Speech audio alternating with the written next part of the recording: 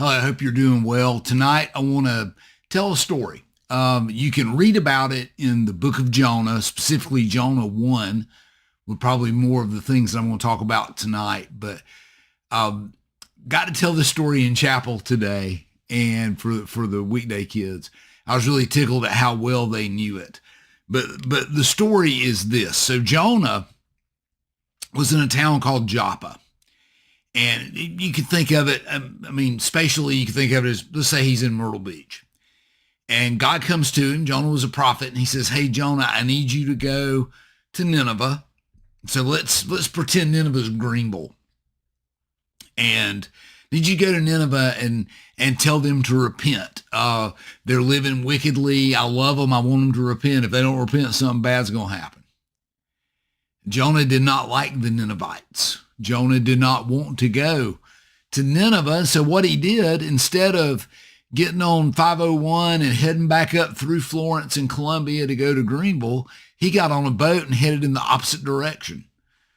Almost like he was headed to England, Bermuda, something like that. He headed to Tarshish, which, looking on a map in biblical times, Tarshish was probably near Spain. Okay. So he's sailing to the other end of the Mediterranean Sea. And on the ship, of course, the seas begin to squall, and Jonah 1 says that the sailors on the ship all started praying to their gods, please deliver us, please deliver us. And the captain finds Jonah asleep down in the belly of the ship, and he says, dude, what are you doing? Get up and pray to your God. We're about to die.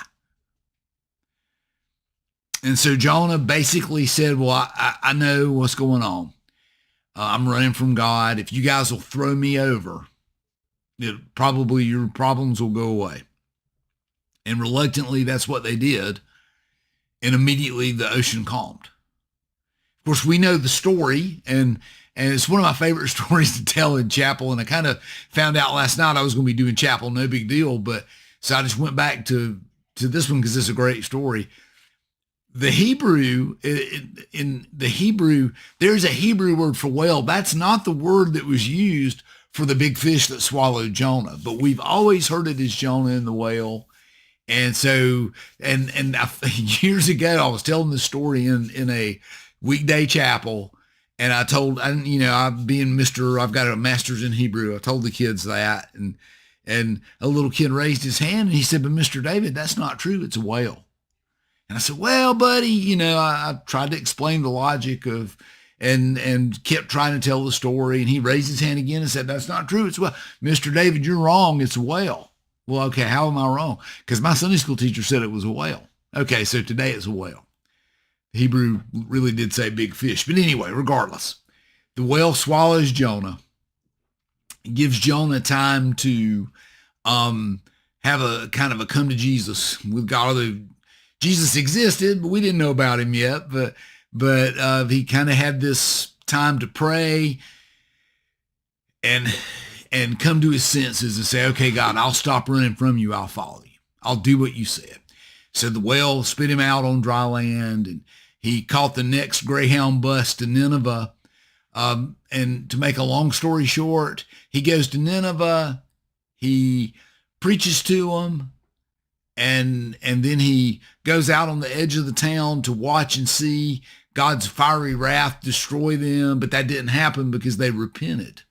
So in essence, Jonah's mission worked. He was obedient to God, and they wanted to turn back to God. So it all worked out. And if you read the book of Jonah, I encourage you to do that. Then Jonah got mad at God and kind of mad at them. Well, Lord, I look like a fool because you went in there and told me, I told them you were going to rain down hellfire and brimstone, and you're not doing it. And God basically had to say, Jonah, pump the brakes. Your word helped those people turn back to me, and that has saved them. So see it for what it is. The moral of the story, I didn't tell that part to the children, the moral of the story, though, is when we obey God, good things happen. And good things specifically are defined as good in God's eyes.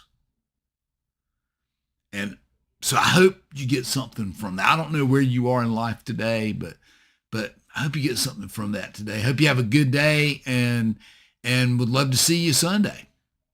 See you soon.